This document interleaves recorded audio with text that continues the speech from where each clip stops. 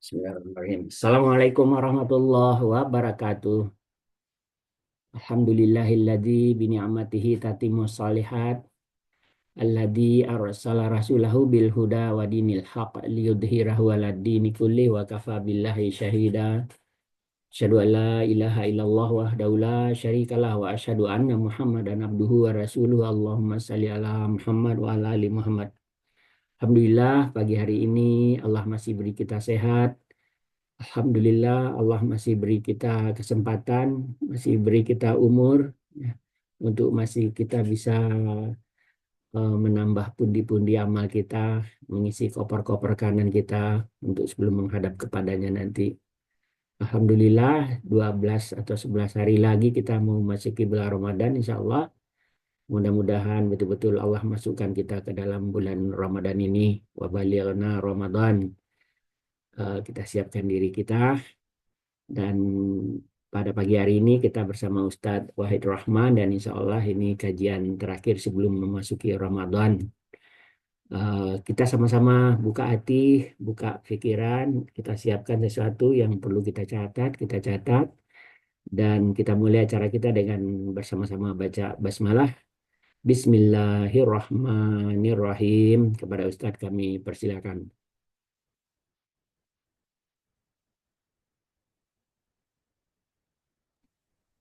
Assalamualaikum warahmatullahi wabarakatuh. Waalaikumsalam warahmatullahi wabarakatuh. Innal hamdalillah nahmaduhu wa nasta'inuhu wa nastaghfiruh wa na'udzu billahi min sururi anfusina wa sayyiati a'malina may yahdihillahu fala mudilla lah wa may yudlilhu fala hadiya lah. Asyhadu an la ilaha illallah wahdahu la syarika lah وأشهد أن محمدا عبده ورسوله لا نبي ولا رسول بعد وبعد. Alhamdulillah, puji syukur pada Allah karena sungguh atas nikmat, izin serta karunia-Nya pada pagi ini Allah masih anugerahkan kita nikmat iman Islam, kesehatan sehingga kita bisa bersama-sama dalam kajian ini. Salawat beserta salam semoga senantiasa tercurah kepada Rasulullah Sallallahu Alaihi Wasallam, pada keluarganya, sahabat-sahabatnya, pengikut-pengikutnya, dan tentu kita semua yang mengikutinya. Ayahanda dan bunda-bunda sekalian yang semoga Allah senantiasa merahmati dan Allah senantiasa memberi kesehatan, umur panjang bermanfaat. Eh, Seperti ayah tadi sampaikan bahwa bentar lagi kita masuk Ramadan ya. Berapa hari lagi? 13. 12 hari lagi. Ya, tapi itu tidak ada kepastian apakah kita sampai atau tidak. Jadi tidak ada kepastian. Karena itu kita berdoa seperti ayah tadi sampaikan, Allahumma ballighna fi Ramadan. Ya Allah, sampaikan kami pada bulan Ramadan. Bulan ini adalah bulan yang dinantikan, dirindukan oleh semua umat Islam. Tentu umat Islam yang mengerti dan taat kepada Allah. Bahkan kalau lihat kita para salafus saleh, orang-orang dahulu itu 6 bulan sebelum masuk itu sudah kenceng doanya. Allahumma ballighna fi Ramadan. Karena tahu di bulan itu banyak sekali nilai yang sedang Allah siapkan untuk kita. Banyak betul. Ya. Karena itu orang Islam yang mengerti tidak akan mungkin menyia-nyiakan Ramadan itu. Ya. Tapi catat tadi saya sampaikan, kita tidak tahu ya, apakah sampai atau tidak usia kita kelak. Kita nggak tahu sebenarnya. Ya, karena Allah Ta'ala berfirman gimana? Wa ma tadri nafsun mada taksibu ghada. Wa ma tadri nafsun bi ayyi ardin tamur. Tidak seorang pun yang tahu dengan pasti apa yang akan dikerjakannya esok. Dan tidak seorang pun yang tahu dengan pasti di bumi mana dia akan meninggal. Tidak ada yang tahu. Karenanya maksimalisasi kesempatan dan waktu yang Allah berikan itu adalah keniscayaan. Jangan sampai ada penyesalan-penyesalan karena kita tidak menggunakan kesempatan dan waktu yang Allah siapkan untuk kita. Yang kita mesti bersyukur secara kuat. Banyak kawan-kawan sahabat saudara kita yang tahun lalu berpuasa bareng dengan kita. Tapi hari ini sudah tiada. Hari ini sudah tidak bisa melakukannya. Karena itu kita mesti bersyukur kepada Allah. Jika Allah jumpakan kita. Nah, cara bersyukurnya adalah gunakan momentum, waktu, dan Ramadan yang Allah berikan dengan baik. Karena kata ulama, al-waktu anfasun la ta'ud. Waktu itu seperti hembusan nafas yang dia tidak akan pernah kembali. Saya ulangi, waktu itu laksana hembusan nafas yang tidak akan pernah kembali. Karenanya lah, jangan sia-siakan. Ramadan itu seperti permata yang indah tiada tanding. Saya ulangi, Ramadan itu seperti permata indah tiada tanding. Karena aja jika kita ingin tidak ingin meraihnya, mohon maaf kalau bahasanya agak kasar, rasanya kok bodoh sekali ya. Kalau kita tidak ingin meraih adalah kebodohan yang sangat amat luar biasa. Di dalamnya tuh permata-permata yang sangat indah. Dan itu belum tentu berulang buat kita yang tahun depan belum tentu. Jadi jangan pernah mengatakan masih ada tahun depan, masih bisa, masih ada kesempatan. Lah, tidak, tidak. Kita tidak tahu. Kita tidak tahu. Dan ingat sahabat, ayah bunda, kita ini hanya bisa berharap dengan amal yang kita kerjakan. Kita tidak bisa berharap dengan, mohon maaf, harta, anak-anak, atau apa yang kita miliki di dunia. Kita itu hanya bisa berharap dengan satu hal, yaitu cinta dan kasih sayangnya Allah tentu. Yang kedua adalah amal soleh kita. Dan itu yang disampaikan oleh Quran pada surah ke-18, ya, surat Al-Kahfi, ayat yang ke-46. Al-malu wal banuna zinatul hayatid dunya wal baqiyatus salihatu khairun 'inda rabbika thawaban wa khairun amala. Surat Al-Kahfi, surat 18 ayat 46. Harta dan anak-anak adalah perhiasan kehidupan dunia, tetapi amal kebajikan yang terus-menerus adalah lebih baik pahalanya di sisi Tuhanmu, serta lebih baik untuk menjadi harapan. Iya, makanya isi kopernya katanya ya, isi kopernya yang banyak. Kenapa kata Allah, harta yang kita capek kumpulkan dari muda itu, ya, dan anak-anak yang kemana-mana kita ceritakan, kita banggakan, itu ternyata hanya perhiasan dunia. Kita bisa nikmati itu di dunia, itu pun kalau kita sehat. Kalau kita tidak sehat, kita tidak bisa nikmati. Nah, amal soleh, kata Allah, yang terus-menerus, itulah sebaik-baik pahala di sisi Allah. Dan sebaik-baik yang akan menjadi harapan. Kita tidak bisa berharap dengan apapun. Dan Allah itu maha cinta, maha sayang. Karena itu Allah ciptakan satu momen bulan yang di dalamnya itu banyak permata keindahan. Tinggal kita mau gunakan kesempatan itu atau tidak. Itu saja sebenarnya. Sekarang mah tidak nyesel ya ya. Sekarang mah tidak nyesel dalam hidup ini, tidak menyesal. Karena kita belum tahu. Karena itu Allah ingatkan kita di dalam Al-Quran. Banyak loh orang di dunia ini dikasih kesempatan. Tapi dia lalai dengan asiknya dunia. Terus dia lupa tuh sama akhirat. Bahwa nanti ada pertanggungjawaban. Ada kehidupan setelah hari ini. Dia abai. Itulah yang Allah jelaskan pada Quran. Surat ke-21 ayat pertama. Iqtaba linnasi hisabuhum. Wahum fi ghaflatin mu'ridun. Surat Al-Anbiya ayat 1. Telah semakin dekat kepada manusia perhitungan amal mereka. atau kematian, sedang mereka dalam keadaan lalai dengan dunia, berpaling dari akhirat. Nah, coba kita renungkan. Sungguh telah makin dekat bagi manusia. Apa yang dekat? Hari mempertanggungjawabkan amal mereka. Kematian itu hampir sekali, sudah dekat. Sudah tahu kita kematian dekat, mempertanggungjawabkan amal makin dekat, tapi manusia tetap dalam keadaan lalai. Lalai kenapa? Karena asiknya di dunia ini. Lalu kemudian apa? Berpaling dari akhirat. Lupa dia sama akhirat.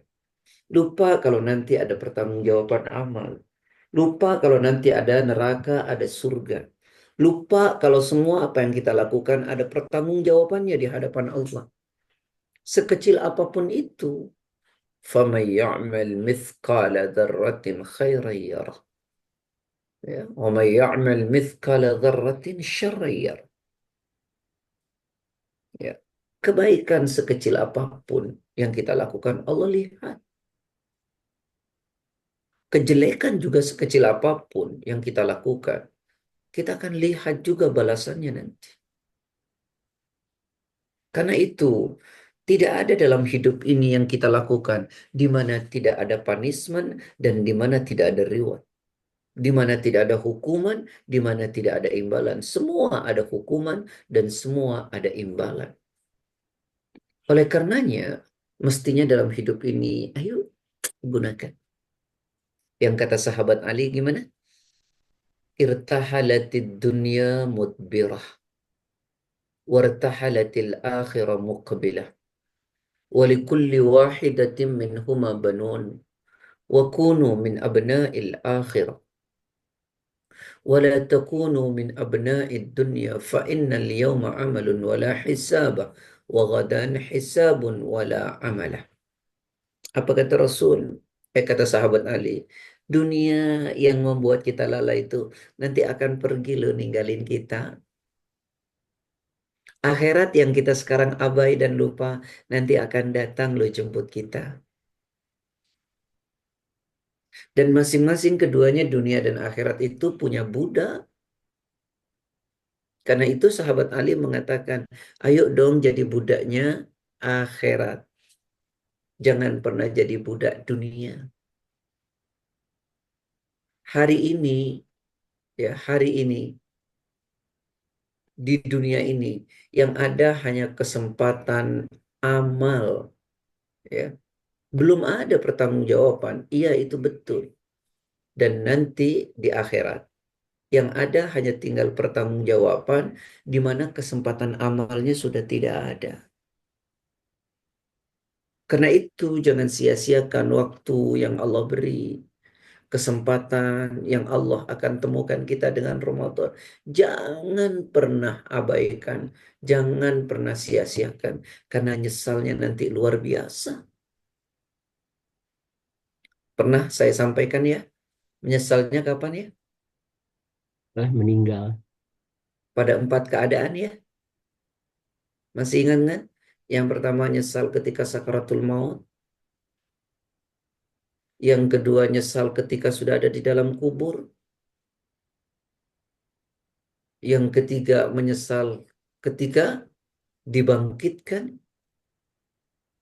Yang keempat menyesal ketika sudah ada di dalam neraka. Ya. Dan penyesalan-penyesalan itu akan terjadi jika kita abai dalam hidup ini. Jika kita tidak menggunakan momentum yang Allah berikan buat kita ini. Jika kita tidak maksimalisasi menggunakan kesempatan yang Allah berikan buat kita.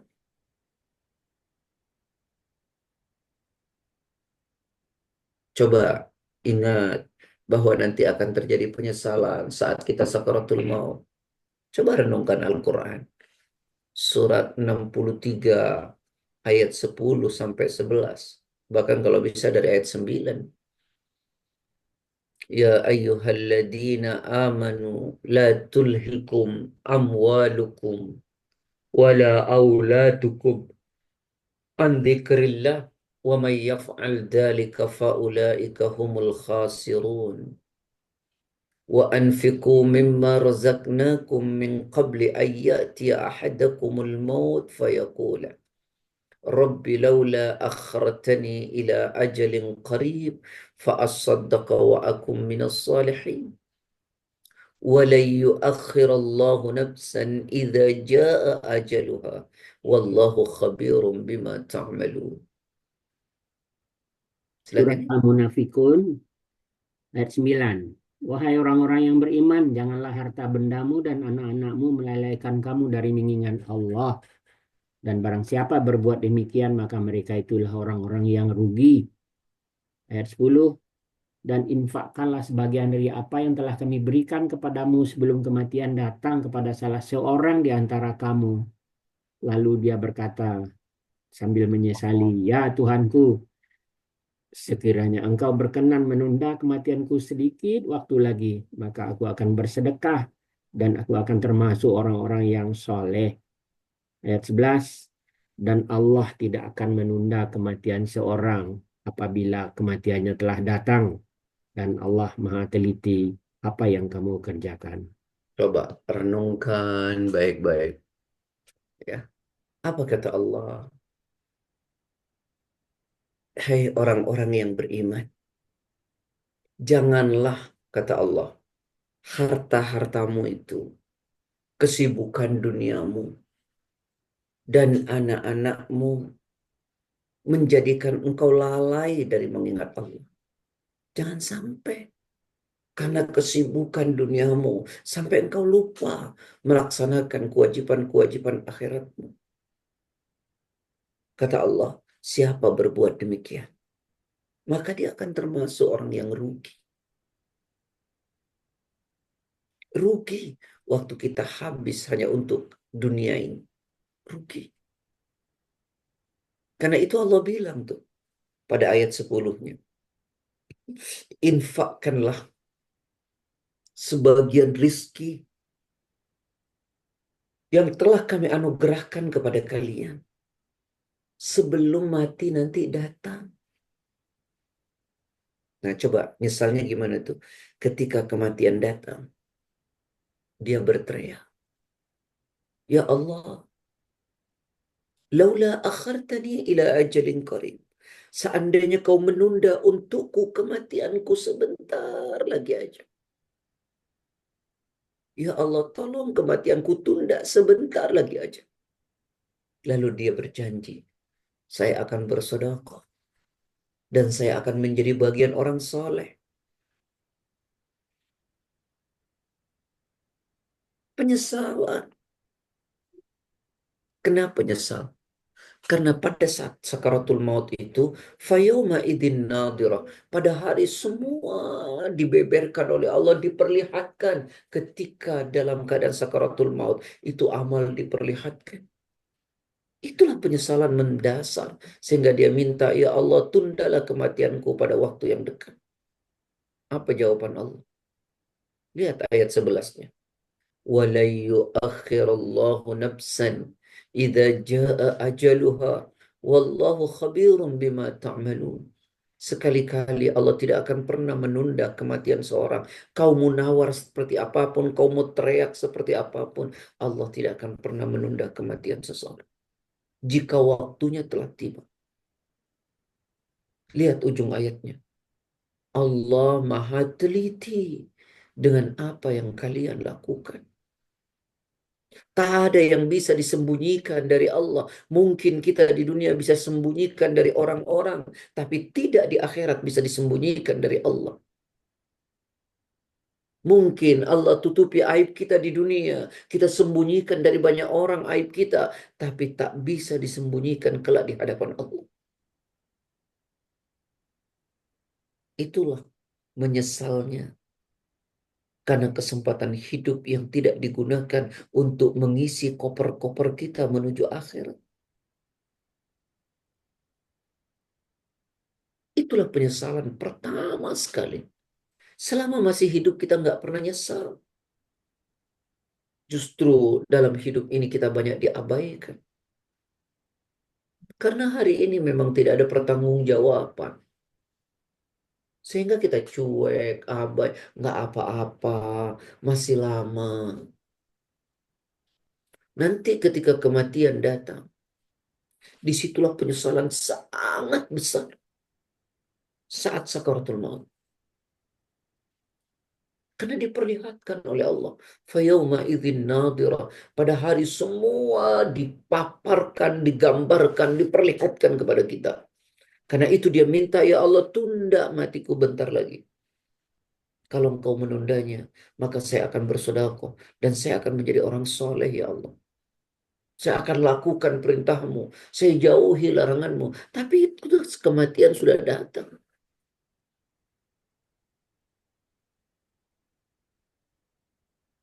Dan ingat, ada penyesalan kedua yang jauh lebih dahsyat dari ini. Penyesalan di mana? Penyesalan di saat berada di dalam kubur.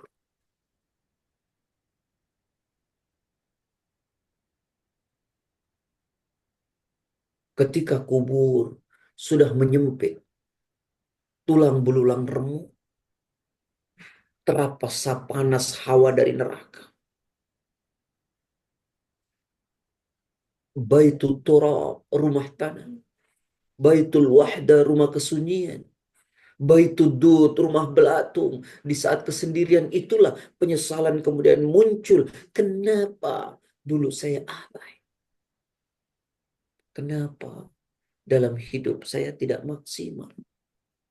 Allah temukan saya dengan Ramadan, tapi saya cuek. Ramadan pun saya lakukan hanya tidak makan dan tidak minum.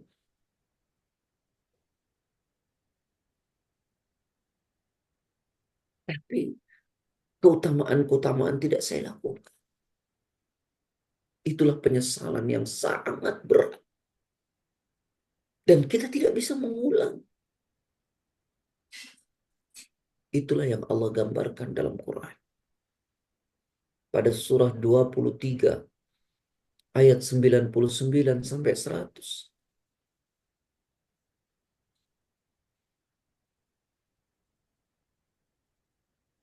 Hatta idza jaa ahadahumul maut qala rabbirji'un la'alli a'malu salihan fima tarak.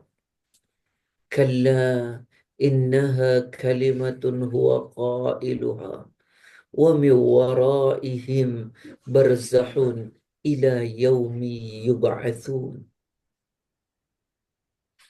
Surat Al-Mu'minun ayat 99. Demikianlah keadaan orang-orang kafir itu hingga apabila datang kematian kepada seorang dari mereka, dia berkata, "Ya Tuhanku, kembalikan aku ke dunia." Ayat 100. Agar aku dapat berbuat kebajikan yang telah aku tinggalkan, sekali-kali tidak. Sesungguhnya itu adalah dalih yang diucapkan saja, dan di hadapan mereka ada barzah sampai pada hari mereka dibangkitkan. Coba lihat. Dalam kegelapan kubur, dalam kesempitan kubur, dalam panasnya kubur, dalam himpitan bumi, terus-menerus yang tak pernah berhenti, sampai nanti pada hari dibangkitkan, disitulah penyesalan dia begitu sangat besar. Sehingga Allah mengatakan, sampai ketika kematian datang. Kepada siapa? Orang-orang yang ingkar kepada Allah. Apa yang dia katakan? Saat dia berada di dalam kuburnya, dia berteriak, "Ya Allah, kembalikan lagi aku ke dunia. Hidupkan saya lagi. Berikan saya kesempatan kedua." Karena itu tidak ada kesempatan kedua. Apa yang dia janjikan? Minta diberikan kesempatan kedua. Lalu dia berkata, "Kalau kau beri aku kesempatan kedua, maka saya akan beramal soleh yang dulu masa hidup saya tinggalkan. Masa hidup saya cuek. Masa hidup saya abai. Masa hidup saya hanya asik dengan urusan dunia. Lupa kalau besok ada akhirat.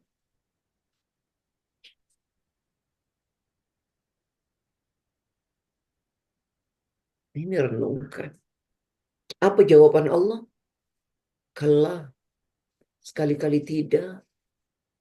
Gak mungkin kalian hidup lagi. Itu hanya dalih yang kalian ucapkan. Itu dalih yang kalian teriakkan.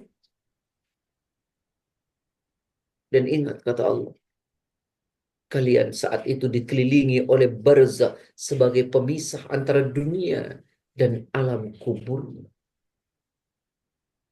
Itu kan yang saya kira.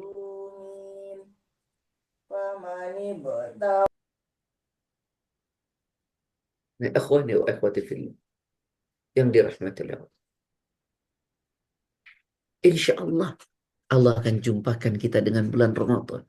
Tangkap, gunakan kesempatan. Tahun depan belum tentu kita bisa jumpa. Jangan sampai menyesal saat kematian datang. Menyesal sudah ada di dalam kubur. Bukan itu yang kita tunggu. Karena salah satu membersihkan hati itu adalah dengan apa? Dengan amalan soleh. Dan amalan soleh terhebat itu ada di bulan Ramadan. Wa atbi'is sayyi'atal hasanata tamhuha.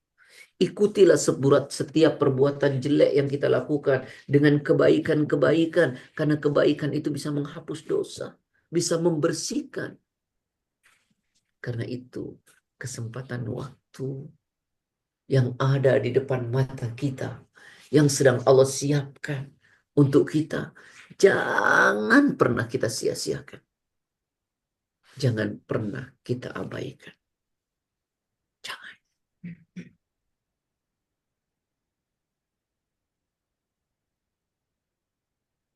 Kemudian ya, hari ini asik, hari ini senang, hari ini abai.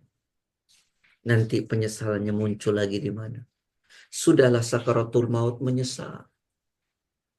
Kemudian masuk dalam kubur juga nyesal. Nanti ketika digiring, dibangkitkan dari kubur, digiring dengan api dari Yaman ke alam mahsyar. Ada yang menaiki onta berlima, ada yang sendiri, ada yang berjalan kaki, ada yang berlari, ada yang mukanya diseret. Bayangkan, mukanya diseret. Itulah penyesalan. Quran, surat 20, ayat 124, 100 sampai 126, 27. وَمَنْ أَعْرَضَ عَنْ ذِكْرِي فَإِنَّ لَهُ مَعِيشَةً ضَنْكًا وَنَحْشُرُهُ يَوْمَ الْقِيَامَةِ أَعْمَى قَالَ رَبِّ لِمَا حَشَرْتَنِي أَعْمَى وَقَدْ كُنْتُ بَصِيرًا. Silakan. Surat Toha surat 20 ayat 124. Dan barang siapa berpaling dari peringatanku, maka sungguh dia akan menjalani kehidupan yang sempit dan kami akan mengumpulkannya pada hari kiamat dalam keadaan buta. Ayat 25, dia berkata, ya Tuhanku, kenapa engkau kumpulkan aku dalam keadaan buta, padahal dahulu aku dapat melihat. Terus ya, 2 ayat lagi ya. Ayat 126, dia berfirman, Allah berfirman, demikianlah dahulu telah datang kepadamu ayat-ayat kami, dan kamu mengabaikannya. Jadi begitu pula pada hari ini, kamu diabaikan. Nah, itukah yang kita tunggu? Kata Allah, barang siapa berpaling dari peringatan, catat, maka baginya kehidupan yang sempit. Baginya kehidupan yang sempit. Lalu kemudian kata Allah, di mana yang dimaksud kehidupan yang sempit itu? Itu adalah di alam kuburnya. Barang siapa berpaling dari peringatanku, maka baginya kehidupan yang sempit. Lalu kemudian kata Allah, setelah itu apa? Wa nahsyuruhu yaumal qiyamati a'ma. Dan kelak kami akan kumpulkan ya di alam mahsyar ya dalam keadaan buta. Buta dikumpulkan di alam mahsyar. Lalu dia protes kepada Allah. Qala rabbi lima hasyartani a'ma. Ya Allah, kenapa kau kumpulkan aku dalam keadaan buta? Qad kuntu basir. Padahal dulu ya Allah, aku bisa lihat. Kenapa sekarang aku buta? Padahal dulu aku bisa. Apa kata Allah? Yang demikian itu. Dulu hidup di dunia terdatang ayat-ayat kan Al-Quran. Tapi kalian abai, kalian cuek. Kalian tidak peduli. Kalian nggak peduli dengan peringatanku. Kalian nggak peduli dengan ayat-ayatku. Kalian nggak peduli dengan Quran. Suruh sholat nggak peduli. Suruh beribadah nggak peduli. Tinggalkan maksiat nggak peduli. Apa kata Allah? Demikian pula hari ini kau tidak diperdikan oleh Allah. Bayangkan di hari kiamat yang begitu sangat dahsyat keadaannya. Allah tidak peduli dengan kita. Bisa bayang. Allah nggak pedulikan kita. Padahal saat itu tidak ada perlindungan, tidak ada pertolongan kecuali pertolongan Allah. Lalu kita diperdulikan oleh Allah. Betapa kerugian yang sangat amat besar.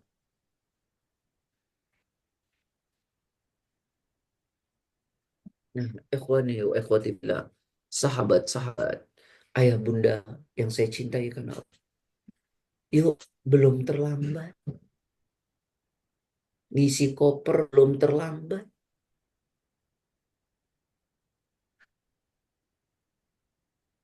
Kita nggak mau nanti saat dibangkitkan, cuekin kita. Allah peduliin kita. Kita nggak mau.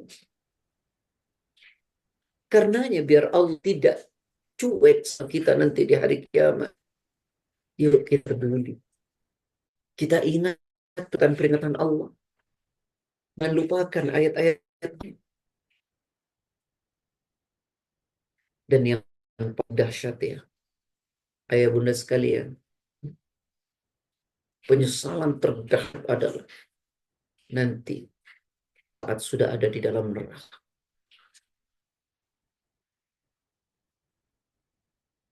Di mana azab itu sangat luar biasa. Penyesalan besar sekali ketika sudah ada di dalam neraka. Al-Quran surat 35 ayat yang ke-37.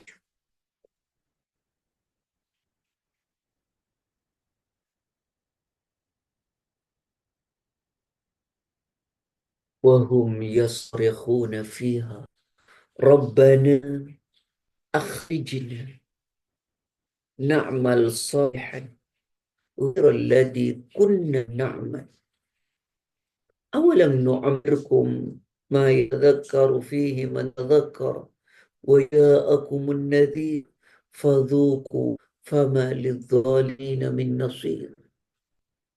Surat 35, surat Fatir, ayat 37. Dan mereka berteriak di dalam neraka itu, "Ya Tuhan kami, keluarkanlah kami dari neraka, niscaya kami akan mengerjakan kebajikan yang berlainan dengan apa yang telah kami kerjakan dahulu." Dikatakan kepada mereka, "Bukankah kami telah memanjangkan umurmu untuk dapat berfikir bagi orang yang mau berfikir? Padahal telah datang kepadamu seorang pemberi peringatan. Maka Baik, apa rasakanlah kata azab Allah? kami, dan bagi orang zalim tidak ada seorang penolong pun." Coba renungkan mendasar, mendalam. penyesalan besar sekali. Mereka berteriak di dalam neraka. Kenapa berteriak? Tak sanggup. Dahsyatnya siksa.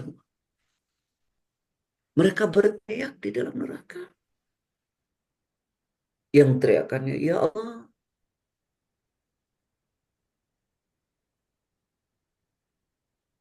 keluarkan kami dari neraka ini. Ya. Kalau kau keluarkan, kau akan beramal soleh. Berbeda dengan apa hidup dulu saya lakukan. Ya Allah, itu teriakannya, keluarkan kami dari neraka ini ya Allah. Kalau kau keluarkan, saya akan beramal soleh. Berbeda dengan apa masa hidup yang dulu saya lakukan. Apa jawaban Allah? Bagaimana jawaban Allah? Bukankah kami telah memberi kesempatan umur, waktu untuk berpikir bagi yang berpikir. Tapi ternyata banyak yang tidak berpikir. Cuek, abai, nggak peduli bahwa nanti ada akhirat. Sehingga maksimal menggunakan kesempatan yang Allah berikan. Yang kedua, Allah bilang juga, bukankah setelah datang kepada kalian peringatan, ustaz-ustaz, ulama-ulama sudah beritahu ada akhirat nanti yang tak berhenti di dunia ini.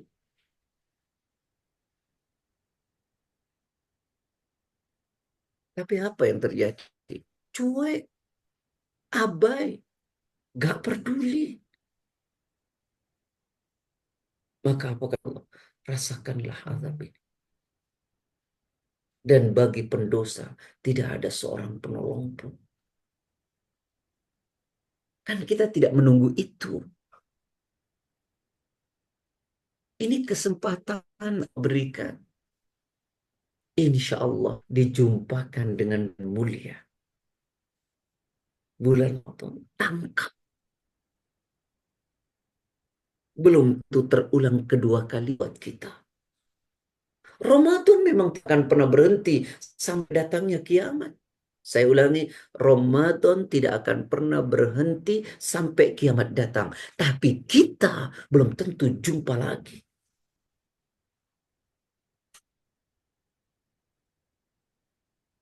Wal asr. Dan il insana lafi. Sungguh manusia itu dalam keadaan rugi. Yang tidak rugi ada mereka yang beriman. Yang kedua, mereka yang pernah berhenti melewati waktu-waktunya dengan amal soleh, amal soleh, amal soleh, amal soleh. Yang ketiga adalah mereka yang selalu mau menasehati sama lain dan kebenaran, saling mengingatkan. Tak ada jalan terbaik untuk saling mengingatkan lebih di kajian. Maka hebat menurut saya. Ayah bunda ini, Masya Allah, setengah enam masih mau duduk di kajian online lagi. Kalau tidak ada kemauan untuk mengisi kopernya, mungkin. Jangan saya kajian online yang usianya muda-muda seperti ini. Masya Allah, luar biasa. Ini mestinya iri anak-anak muda. Anak muda setengah enam masih tidur. Masya Allah. Nah ini kesempatan. Kenapa memang? Karena Ramadan itu, Masya Allah. Orang yang berpuasa di bulan Ramadan itu, yang pertama, jalan untuk meraih ketakwaan. Kita tahu dalilnya ya. Al-Baqarah 183. Ya ayyuhalladzina amanu kutiba alaikumus siyam kama kutiba alal ladzina min qablikum la'allakum tattaqun. Monggo. 8, 3. Wahai orang-orang yang beriman, diwajibkan atas kamu berpuasa sebagaimana diwajibkan atas orang-orang sebelum kamu agar kamu bertakwa. Coba Allah Ta'ala beriman. Hei orang-orang yang beriman. Diwajibkan atas kalian berpuasa. Sebagaimana diwajibkan pada orang-orang dahulu. Tujuannya apa kita berpuasa? Agar menjadi orang bertakwa. Kenapa kita pengen bertakwa? Kan itu ya. Kalau ditanya kenapa kita ingin jadi orang bertakwa? Oh, ternyata takwa itu adalah tempat paling tinggi di hadapan Allah. Tempat yang paling mulia di hadapan Allah adalah ketakwaan.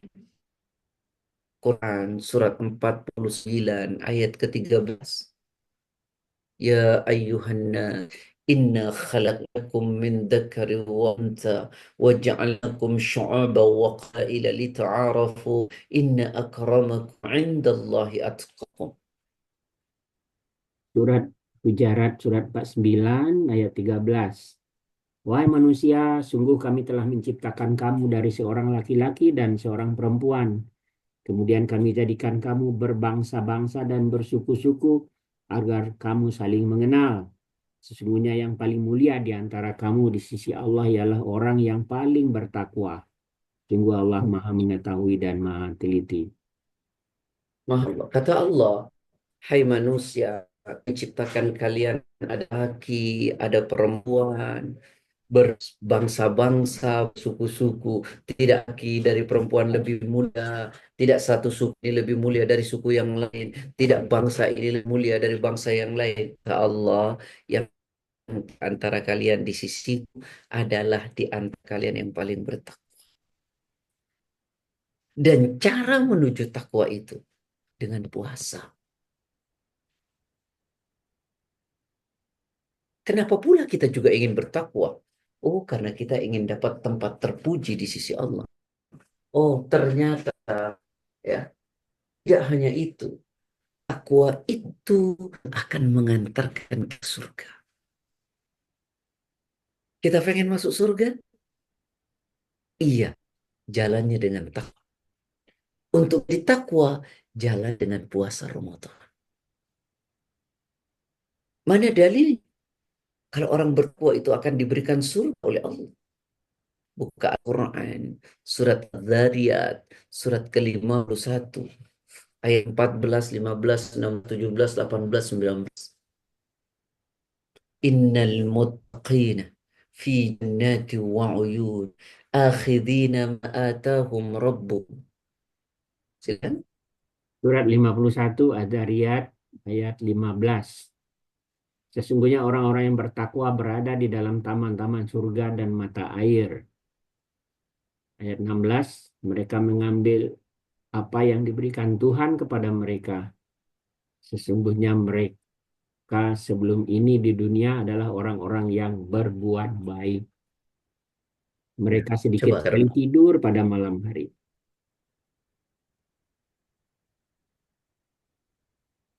putus-putus ya. Mereka pada malam hari memohon ampunan pada Allah.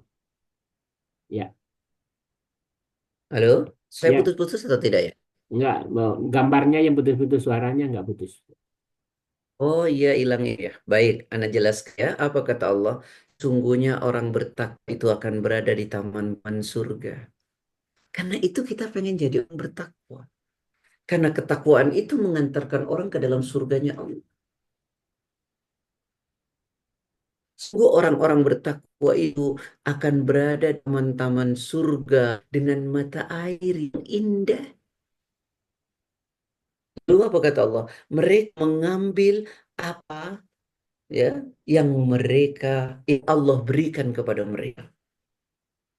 Dulunya mereka dunia ini adalah orang baik. Dulu mereka di dunia itu orang yang tidur malamnya sedikit, ya. Mereka dulu di dunia yang penghujung malamnya banyak beristighfar. Masya Allah, ya. Jadi ketakwaan itu mengantarkan orang dalam surga. Kenapa kita ingin sekali jadi orang bertakwa? Dan jalannya adalah dengan puasa. Ya Allah yang bilang. Lucunya kita pengen surga tapi kita tidak bertakwa. Atau kita pengen bertakwa tapi kita tidak puasa. Atau kalau puasa kita puasa yang penting nggak makan minum.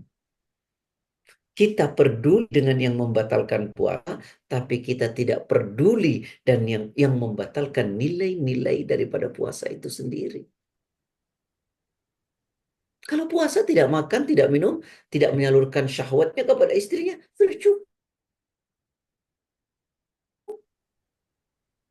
Tapi yang menghalangi dan dapatkan nilai puasa itu, kadang kita abai.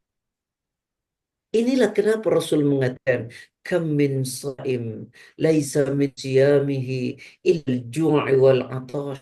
Berapa banyak orang yang berpuasa, tapi dia nggak dapat apa-apa dari puasanya kecuali lapar dan haus semata. Nah, inilah ikhwani wa akhwati fillah yang dirahmati oleh Allah. Karena itu jangan abaikan.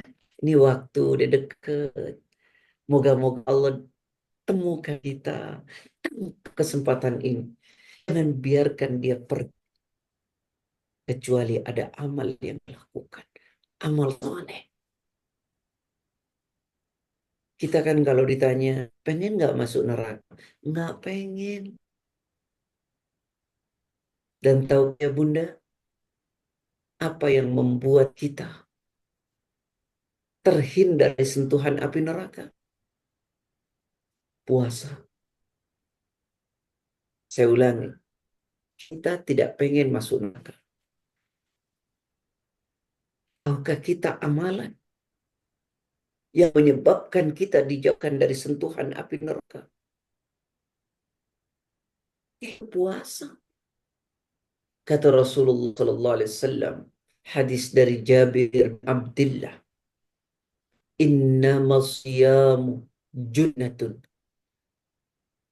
Sesungguhnya puasa itu adalah perisai. Yastajinnu bihal abdu minan nar. Diperisai seorang hamba yang berpuasa dari sentuhan api neraka. Kita kalau ditanya semua tidak ada yang pengen masuk neraka. Tapi hanya kelakuannya, kelakuan yang menjerumuskan ke neraka. Justru ada amalan yang membentengi dan merisai kita dari neraka. Kita tidak maksimal kan. Ini yang kan Ibrahim bin Adham mengatakan, kultum khafun nar. Kalian semua mengatakan kami tak pengen masuk neraka. Warahantum anfusakum. Tapi kelakuannya kelakuan yang menjerumuskan ke neraka. Karena itu kata Rasulullah Sallallahu Alaihi Wasallam, asyamu junnatun. Puasa itu perisai benteng. Yastajinnu bihal abdu, dibentengi seorang hamba yang berpuasa ya dari apa? Minanna, dari sentuhan api neraka. Bahkan ayah bunda, ini kata Rasulullah loh ayah bunda, mensamah yauman fi sabilillahi ba'adallahu wajhahu anin nari sab'ina kharifan. Masya Allah. Man somah, dan siapa berpuasa yauman, satu hari saja, fisabilillah, puasa itu dijalankan di jalan Allah. Barang siapa berpuasa satu hari saja di jalan Allah, apa Allah berikan? Ba'adallahu wajhahu anin nari, Allah akan jauhkan wajahnya dari sentuhan api neraka sab'ina kharifan, sejauh 70 tahun perjalanan. Berpuasa satu hari di jalan Allah, Allah akan jauhkan wajahnya dari sentuhan api neraka sejauh 70 tahun perjalanan. Bayangkan, sehari, bagaimana satu bulan? Jadi ada orang berkata, kenapa Allah ciptakan neraka? Apakah Allah tak sayang? Ingat, Allah memang ciptakan neraka, tapi Allah juga ciptakan amalan penghalang kita dari sentuhan api neraka. Saya ulangi ya, Allah ciptakan neraka, tapi Allah juga ciptakan bagi kita penghalang dari sentuhan api neraka. Cuman kita cuek. Nggak pengen masuk neraka. Tapi amalan penghalang masuk neraka tidak kita kerjakan. Lalu bagaimana? Bayangkan, satu hari kita berpuasa di jalan Allah, Allah jauhkan dari sentuhan api neraka sejauh 70 tahun perjalanan. Bagaimana dengan puasa bulan? Tentu puasa yang benar. Tentu puasa yang sesuai dengan syariat. Nah ini, ikhwani wa akhwati fillah. Kemudian selanjutnya ayah bunda sekalian, kalau kita berpuasa dengan benar, kita tangkap kesempatan yang Allah berikan ini. Masya Allah. Nanti puasa itu, ayah bunda, datang kepada Allah di hari kiamat. Menjadi saksi. Saya ulangi, puasa itu akan datang nanti kepada Allah di hari kiamat. Menjadi saksi. Saksi apa? Agar kita diberi syafaat. Dan puasanya minta kepada Allah agar dia bisa menolong orang yang melakukan ini. Di saat itu kan kita tidak bisa minta pertolongan kepada apapun dan siapapun. Tapi puasa nanti datang memberi pertolongan. Kata Rasul gini, as-siyamu wal Qur'an yashfa'ani lil 'abd yawm al-qiyamah. Yaqulu siyam ay rabbi manatuhu at-ta'ama wa syahawati bin nahari fashafi'ni fihi wa yaqulu al-Qur'an ya rabbi manatuhu an-nawma bil-lail fashafi'ni fihi qala fayushaffa'an. Kata Rasulullah begini, puasa puasa Quran, puasa dan Quran. Dan kita tahu ya di Ramadan itu bulan Quran. Puasa dan Al-Quran nanti akan datang di hari kiamat memberi syafaat bagi orang yang melakukannya kelak waktu ini. Puasa dan Al-Quran akan datang memberi syafaat bagi pelakunya nanti di hari kiamat. Apa pembelaan puasa di hadapan Allah? Kata puasa, ya Rabbi, ya Allah, mana'tuhu at-ta'am wa syahawati bin nahar. Ya Allah, dulu aku larang orang ini makan di siang hari dan dulu aku larang orang ini menyalurkan syahwatnya di siang harinya. Fasyafi'ni fi, maka perkenankan ya Allah aku memberi pertolongan kepada orang ini. Lalu kemudian yusyafa'an, maka pertolongan puasa itu diperkenankan oleh Allah. Jadi puasa itu nanti datang di hari kiamat. Ngomong dia sama Allah. Ay Rabbi ya Allah. Mana tuh at'a. Dulu di dunia aku larang orang ini makan.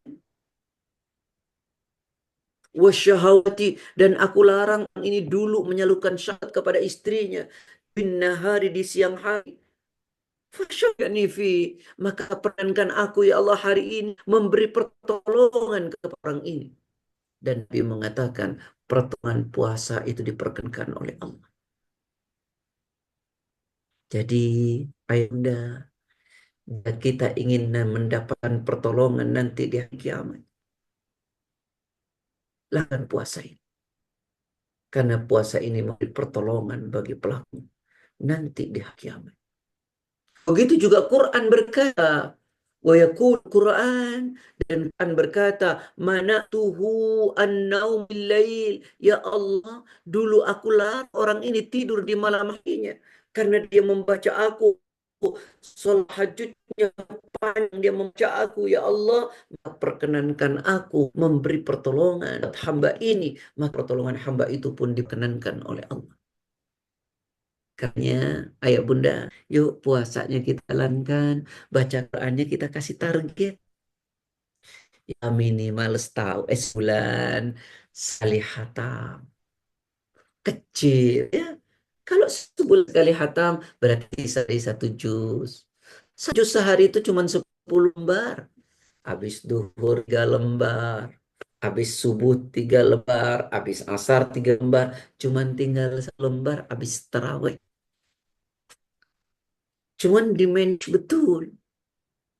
3 lembar itu apa lama sih? 3 lembar itu paling lama, apa ya, 10 menit kah? Wong buka TikTok aja lama kok, WA lama, browsing lama, buka YouTube lama, target. Ya. Maka insya Allah nanti masa kita berjalan dengan baik. Kesempatan yang Allah kasih, jangan disia-siakan. Ya, ayah bunda kalian, bicara saya tentang Ramadan ini panjang sekali. Tapi setidaknya, ya, sekelumit ini, yuk kita gunakan kesempatan waktu yang Allah beri. Baik, ayah bunda, mungkin ada pertanyaan?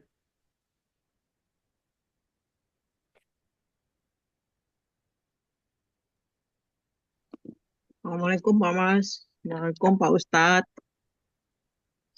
Waalaikumsalam. Nih, Silakan hostnya ini. belum ada. Ya, lagi di kamar mandi, Pak. Silakan Oh iya. Ibu. Ya, WL. Ya, Assalamualaikum Bapak Ibu semua yang hadir pada kajian jamaah pagi hari ini. Syukur Alhamdulillah kita mendapat apa namanya, intisari bekal hari akhirat kita yang akan kita persiapkan dengan adanya wejangan-wejangan yang disampaikan oleh Pak Ustadz kita pagi ini. Sehingga mudah-mudahan amal ibadah kita di bulan Ramadan yang akan datang menjadi lebih baik dari sebelumnya. Sedikit yang akan saya tanyakan di sini, Pak Ustadz. Itu tadi ada disinggung masalah alam barzah dan alam kubur. Apa bedanya alam barzah dan alam kubur itu? Apa kaitan orang yang biasa ramai-ramai mau masuk puasa ini ziarah kubur? Jadi apakah mang yang diazab itu di dalam kubur atau di alam barzah yang rohnya? Biasanya kalau alam barzah itu alam roh gitu istilahnya. Yang alam kubur itu alam jasad yang dikubur itu. Kemudian yang diazab itu yang mananya? Apakah yang kalau kita buka kubur itu akan terlihatlah orang-orang itu dalam azab atau bagaimana itu? Ini mohon penjelasannya sebab ada kaitan dengan apa yang Pak Ustadz sampaikan tadi. Terima kasih. Ayah Jazakallah bunda, khair. Assalamualaikum warahmatullahi wabarakatuh. ini kita bertanya perkara gaib. Perkara gaib itu urusan Allah. Ya, kita Betul. tidak cukup mengimani. Tapi Allah memberi penjelasan. Ya barz itu ya kubur, gitu ya. Ya, kubur itu barzah, gitu ya. Ya, pemisah antara dunia dengan akhirat. Itu disebut barzah. Tempatnya adalah kubur. Ya, ada orang yang meninggal tidak dikubur. Apakah dia tidak di alam barzah? Ya, di barzah, gitu ya. Barzah itu adalah misah antara dunia dengan akhirat. Alamnya disebut kubur, gitu ya. Wallahu a'lam. Kemudian bagaimana dengan orang menjelang Ramadan kemudian pergi ke kubur? Nah, ini tolong diperhatikan baik-baik ya. Jangan sampai salah memahami. Dulu 13 tahun di kota Mekah, awal-awal Islam turun, Nabi melarang orang berziarah kubur. Kenapa dilarang? Alasannya karena dianggap iman belum kuat. Sehingga melarang, dikutirkan meminta ke kubur malah jadi syirik. Nah, ketika Islam itu sudah mulai ditanamkan terus-menerus, iman sudah mulai kuat, maka terjadilah yang disebut dalam hukum nasakh mansukh. Nasakh mansukh itu menghapus hukum lama dengan hukum baru, ya. Maka diperintahkan oleh Allah untuk berziarah yang tadinya dilarang malah menjadi sunnah, ya, selama berziarah itu benar. Ya, ucapkan salam ketika masuk pekuburan, lalu kemudian doakan ahli kubur. Yang ketiga, kita ingat bahwa kita juga akan menyusul, kita akan mati. Nah, itu yang diajarkan. Nah, kalau ditanya kapan waktu berziarah, kapan saja. Bahkan kata Aisyah, setiap Rasulullah menginap di rumahku di malam hari, beliau pergi ke Baqi. Kita pernah tuh ziarah malam, ya. Nah, kemudian apa dilarang kalau kita punya waktu menjelang Ramadan? Kalau kita hanya punya waktu menjelang Ramadan, ya nggak masalah. Yang jadi persoalan hukum adalah mengharuskan ziarah kubur setiap menjelang Ramadan. Karena itu hukumnya diadakan. Mengharuskan. Nah, berziarah kubur dengan masuknya bulan Ramadan itu hukum yang diadakan. Nah, mengadakan itu kata Nabi, man ahdatsa fi amrina hadza laisa alaihi amruna fuhratun. Ya, baik. Wallahu a'lam. Baik, Jazakallah khair, Pak terima Ustadz. kasih. Baik, berikutnya Pak Herman silakan yang sudah resen. Di unmute dulu, Pak.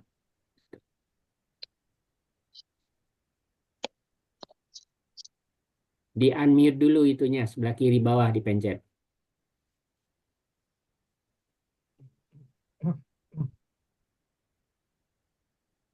Pak Helmon, suaranya belum keluar, di unmute dulu. Sebelah kiri bawah dipencet dulu, yang merah tuh.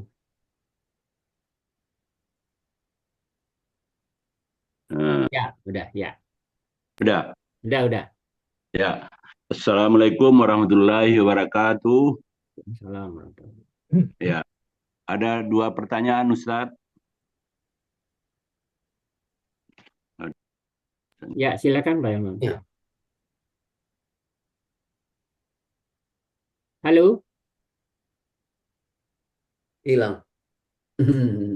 Oh, terbentak mentalnya. Berikut Pak Abdul Syukur dulu, silakan Pak Abdul Syukur. Ya.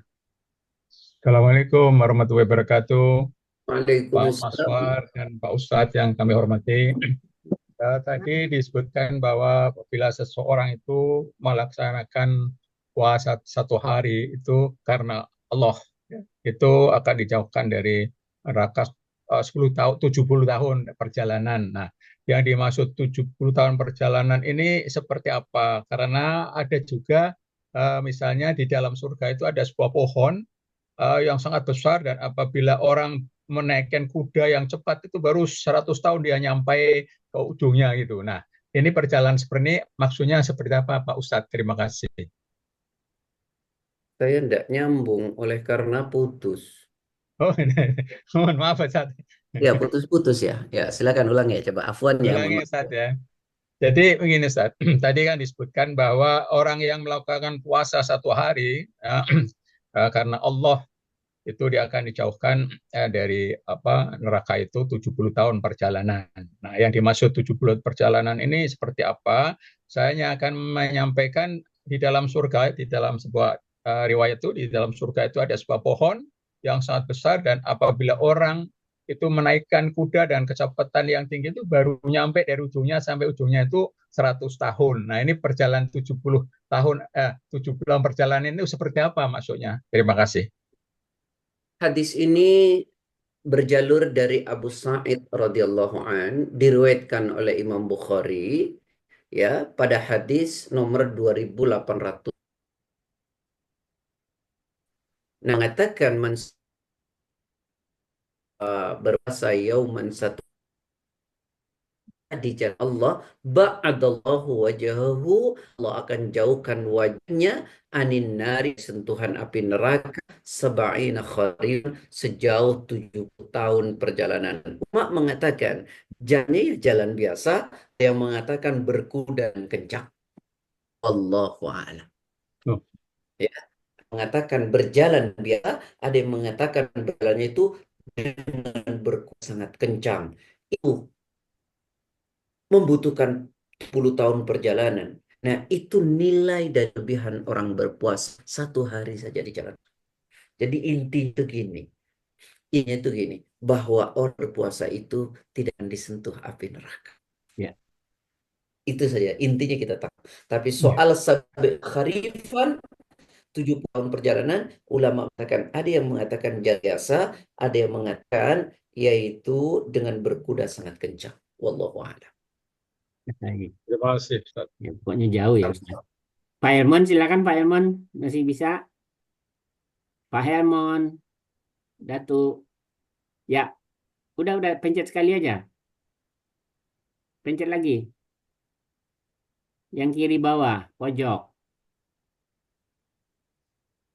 Halo, yang kiri bawah dipencet sekali aja. Udah jangan dipencet lagi, udah. Silakan. Dah. Udah, langsung. Assalamualaikum warahmatullahi wabarakatuh. Waalaikumsalam. Ada dua pertanyaan, Ustadz. Pertama, apakah definisi daripada mati atau meninggal itu kalau kita tinjau daripada roh? Kalau dengan fisik kita ya berpisah. Nah, apa definisinya meninggal itu kalau kita meninjau dari roh atau jiwa? Itu satu. Yang kedua, halo? Ya, lanjut. Ya, halo. Ya. Yang kedua, bagaimana kita melihat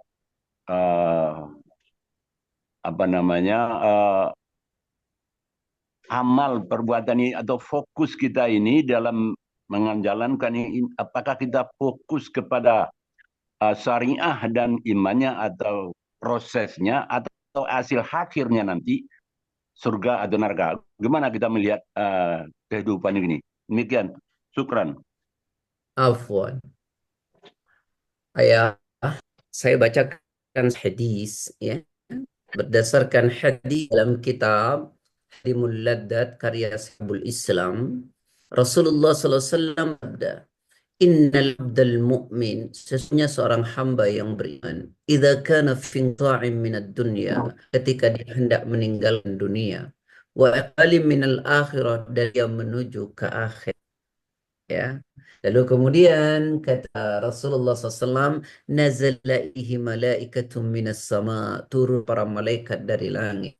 Ya, hatta yajlisu maddal basar, ma'ahum kafanun akfanil jannah, para malaikat itu membawa kain kafan surga, wa hanut min hanutil jannah, membawa wangian dari surga, hatta yajlisu maddal basar, sampai para malaikat itu duduk mengitari calon mayat itu mata memandang. Dan datanglah malaikat maut berkata, Ya ayyatuhan nafsut thayyibah, wahai jiwa yang baik, ukhruji, keluarlah jiwa dari jasad orang mukmin ini ila maghfiratin minallah wa ridwan, pada ampunan dan pada keridhaan Allah. Summa takhruj, kemudian roh itu keluar, yasilu kama tasil qatrah min fisik, mengalir seperti air yang mengalir di tong dari teko. Fa akhadaha, kemudian ketika keluar maka ditangkap oleh malaikat. Lalu ketika itu malaikat kemudian meletakkannya kain kafan yang dibawa dari surga, lalu dibawa naik atas langit sampai menemui Allah. Lalu Allah mengatakan buat orang, mencatatlah catatan yang tinggi. Kalau ditanya apa definisinya, berdasarkan hadis ini, berpisahnya antara jasad dan ruh. Wallahu a'lam. Itu yang pertama. Yang kedua, apa orientasi kita beribadah? Ya, orientasi kita beribadah karena Allah. Ya. Kemudian, setiap ibadah itu harus ada syariatnya. Kalau tidak ada syariatnya, nanti repot. Bagaimana cara kita melakukannya ibadah itu kalau kita nggak ngerti syariatnya? Ibadah apa yang akan kita lakukan kalau kita tahu syariatnya? Ya, jangan beribadah tanpa syariat. Ini kadang-kadang kita ini hakikat, tapi kita syariat ngerti. Tidak mungkin. Ya, orang itu tahu rasa durian, itu tahu dunia dulu. Ini duriannya modelnya begini, isinya begini, lalu dirasakan. Nah, gitu. Oh, saya sudah tahu rasa durian, tak perlu tahu durian. Bagaimana ceritanya? Orang tak mengerti cara bersama dengan Allah kalau dia tak syariat untuk beribadah.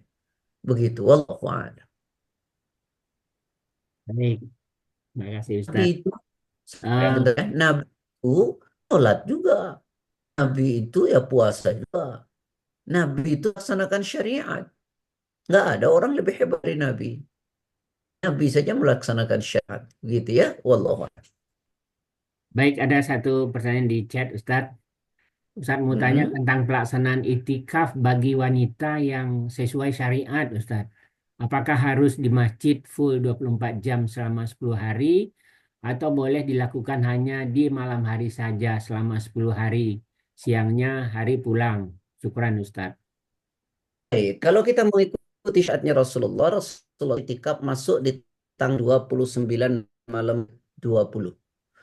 Tanggal 19 malam 20. Nah, ketika Rasulullah masuk masjid, Rasulullah tidak keluar lagi. Kecuali karena udzur syar'i seperti ke kamar mandi dan terusnya ya. Dan Rasulullah mengantar istrinya keluar dari rumah, dari masjid. Apakah perempuan dilarang beriktikaf? Tentu tidak. Tentu tidak dilarang. Apakah boleh beriktikaf itu hanya malam hari saja? Boleh. Bahkan orang itikaf, niat itikaf walaupun cuma 1 jam, ya itikaf namanya. Saya masuk jam 10, saya niat itikaf di tengah 12, saya balik. Tidak ada salah, kita sudah itikaf. Bahkan kalau kata ulama, menghidupkan malam hari itu dan Ramadan, bahkan sholat maghrib dan isya ke masjid, itu sudah termasuk menghidupkan malam-malam Ramadan. Masya Allah ya, jadi mudah sekali. Ya sesuai lah Bunda ada suami, jangan suaminya nggak itikaf, banyak itikaf, nggak boleh. Ya, kalau mau itikaf bersama dengan suami, dengan istri masjid, Alhamdulillah, sekemampuan saja. Jangan dipaksa-paksa, apalagi umur sudah sepuh, kipas angin kenceng masjid, Masya Allah. Ya, wallahu a'lam. Baik, Bapak Ibu sekalian, masih ada? Silakan. Saya pernah dengar juga gini Ustadz, orang ini mayat-mayat yang dalam kubur itu malah minta dibangunkan pada waktu eh, di bulan Ramadan gitu, sehingga dia bisa, karena dia tahu banget bagaimana manfaatnya bulan Ramadan itu ibadah. Betul Ustadz? Saya tidak pernah baca, wallahu a'lam. Oh, pernah baca. Oke, baik. Saya tidak pernah baca. Baik. Baik. Karena banyak orang dikubur itu menyesal kan itu. Tidak menggunakan kesempatan beramal soleh masa dunianya. Tadi saya sudah jelaskan. Dia bilang, Ya, ya. la'alli amalus salihan fima taqtu. Ya Allah hidup lagi. Saya akan beramal yang dulu saya tinggalkan. Nyesel bukan sekarang, tapi nyeselnya di belakangan. Makanya nyesel bukan di depan katanya ya. Kalau di Ya, depan saya katanya selalu di belakang. Baik, ada yang Oh, resen masih Ibu? Boleh. Bu Evia, silakan. Ada yang resen ya? Ya, Assalamualaikum Pak Ustadz. Saya mau menanyakan tentang puasa Daud Pak Ustadz. Puasa Daud itu apakah ada ketentuan waktu tertentu atau boleh pokoknya minggu ini kita udah puasa nih Senin, terus Selasa istirahat, Rabu kita puasa lagi, terus Kamis kita nggak puasa, Jumatnya kita puasa, atau adakah jangka waktu tertentu atau boleh kapan saja? Terima kasih Pak Ustadz. Bunda, kalau saya puasa Daud, maka puasa yang lain tak perlu lagi, Bun. Ya, jadi Bunda puasa nih mulai dari Senin puasa ya Selasa tidak, Rebo puasa, ya, Kemis ya enggak usah. Ya, jadi Oh, kalau gitu. sudah puasa Daud itu puasa Kemis menjadi tidak gitu, Bun Oh, ya. Allahu a'lam. ini maksudnya jangka waktunya Pak Ustadz. Boleh kan pokoknya sebulan ini kita puasanya kapan bisa aja gitu, kapan untuk puasa Daudnya. Atau Ya, memang ada waktu tertentu supaya kita mengikuti puasa Daud. tidak ada waktu tertentu puasa Daud. Bunda lakukan sebulan ya sebulan, 2 bulan ya 2 bulan. Tapi kalau saya mau puasa Daud sehari, itu baru ada namanya. Ya, puasa Daud hari itu ajaib. Ya. Tapi bahwa puasa Daud itu tidak dibatasi waktu. Ya, sebulan, 2 bulan, 3 bulan tidak ada masalah. Wallahu a'lam. Atau Oh, dalam ya. minggu ini mau puasa Daud gitu, bisa aja kan Ustaz? Kalau seminggu puasa Daud itu berarti cuma 3 hari ya. 3 Sama hari. aja dengan Senin. Senin Kamis. Ya. Ya, ya, ya. Ya, itu Baik, dia. baik Ustaz. Oke, makasih Pak Bu Ustadz. Rita kayaknya mau tanya Bu Rita. Oh, Bu Mumun mau tanya lagi. Ya, ya, ya, sedikit Pak Mas tadi yang ketinggalan ini berkaitan dengan puasa juga. Itu apa namanya? Siapa yang mendapatkan malam Lailatul Qadar itu kan di 10 hari terakhir itu lebih baik dari 1.000 bulan. Itu maksudnya apa itu Pak Ustadz? 1.000 bulan itu apa yang kita lakukan untuk mendapatkan Lailatul Qadar itu? Ini yang saya pertanyakan Pak Ustadz. Makasih. Inna anzalnahu fi lailatul qadar. Lailatul qadri khairum min alfi syahr. Ya. Lailatul qadar itu satu malam yang nilainya lebih daripada 1.000 bulan. Hampir sama 82 tahun. Ya. Jadi artinya apa? Allah menciptakan satu malam di bulan Ramadan itu yang nama Lailatul Qadar. Dan Lailatul Qadar itu akan terus terjadi sampai hari kiamat. Ya. Nah, Ya, kita berusaha malam itu untuk mendapatkan Lailatul Qadar yang nilainya mendapatkan itu sama dengan 82 tahun. ya, Nah, gitu ya. Nah, cara adalah tentu malam harinya kita hidupkan karena itu Lailatul Qadar, bukan siang Qadar, tapi malam Lailatul Qadar. Jadi berusaha malam harinya itu kita beribadah. Nah, terutama di 10 akhir, terutama lagi di tanggal Ganjil, terutama lagi di tanggal 27. Gitu, Bun. Hmm. Oke. Tanda-tandanya nggak ada Pak, Pak Ustadz. Yang Wah, orang yang dapat Bun, Lailatul Qadar nggak ada kita tandanya. karena aneh. Kita ini nggak tanya tanda-tanda. Yang penting itu kita lakukan aja. Kalau dapat, Oh, alhamdulillah. Kadang-kadang, iya. misalnya saya malam dapat Lailatul Qadar. Mana ada pula orang dapat Lailatul Qadar ngomong-ngomong. Oh, Ya, jadi kita iya. sibuk mencari tanda-tanda, tapi tidak sibuk mengamalkan. Orang yang Ah, sibuk mengamalkan itu peduli dengan tanda-tanda. Yang penting saya disuruh oleh Allah, saya akan amalkan. Semoga Allah menganugerahinya buat saya. Masya Itu. Allah, Masya Allah. Barakallah. Ya, makasih Pak Ustadz. Wait. Jelas Pak banget. Ya, Pak makasih. Ustadz Boleh mungkin tanya Pak maksudnya Pastor? gini Pak Ustadz mungkin perasaan kita pribadi gitu Pak Ustadz kalau kita dapat gitu loh. Jangan Bun, jangan berperasaan pribadi. Nanti sombong gitu. Oh my Masa God. dapat perasaan Tidak dapat Lailatul Qadar, dapatnya Lailatul Qadar. Kan nggak ngomong-ngomong Pak Ustadz, cuma merasa di batin aja enak gitu loh Pak Ustadz. Pokoknya Ya tugas syukuri. kita, saya diperintahkan oleh Allah untuk melakukan ibadah, contohkan Rasul, oh sudah kita lakukan. Selesai. Selebihnya kita serahkan kepada Allah. Baik. Masya Allah. Baik, Bu Martin Terima silakan. kasih Pak Ustadz. Ya, Assalamualaikum Ustadz. Ini agak nyimpang Waalaikumsalam. sedikit Ustadz. Ini ada perempuan yang hamil, tapi usianya udah agak tua ya, udah hampir 40. Jadi kalau dia puasa, eh, itu mungkin akan inian buat kurang baik buat bayinya. Nah, itu kalau dia nggak puasa 1 bulan, nanti dia bayar fidyah saja atau fidyah dengan puasa, Ustaz? Ini perbedaan pendapat para ulama. Yang Iya, pertama, yang jumhur adalah dia boleh tidak berpuasa dengan membayar fidyah dan mengkodok pada waktu ada kesempatan. Tapi ada sebagian ulama mengatakan fidyah Ini saja. ini. Iya. saya ulangi ya. Ya. Ya. Pendapat pertama, ulama mengatakan dia membayar fidyah dengan tidak puasa itu membayar fidyah. Fidyah itu berupa makanan ya kepada orang miskin, lalu kemudian mengkodok pada waktu jika ada waktu nanti kesempatan. Nah, sebagian ulama mengatakan kalau sudah fidyah maka tidak ada kodok. Wallahu alam. Tapi yang jumhur adalah membayar fidyah jika ada kesempatan mengkodok, kekodoklah. Wallahu alam. Kodanya boleh tahun-tahun berikutnya Tahun-tahun aja gitu, Bu. nanti Ustaz. cicil-cicil. Wallahu Ya. alam. Mm-mm. Ya. Baik. Ya, cukup ya. Terima kasih. Baik, Ustaz. satu lagi kayaknya Pak Zen ini Pak Zen silakan Pak Zen. Oh, silakan. Terakhir. Nah, ini lagi di tempat tidur beliau kelihatan kasihan. Dipencet dulu Pak Zen itu belum hidup ya mic-nya.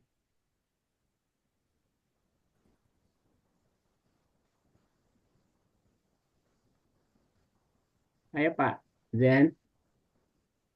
Bu Rita belum hidup Bu Rita.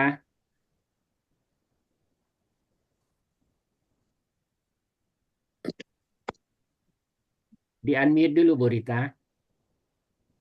Iya, ya. Ya udah Pak. Monggo. Udah ya, silakan Ya Pak udah. Jen.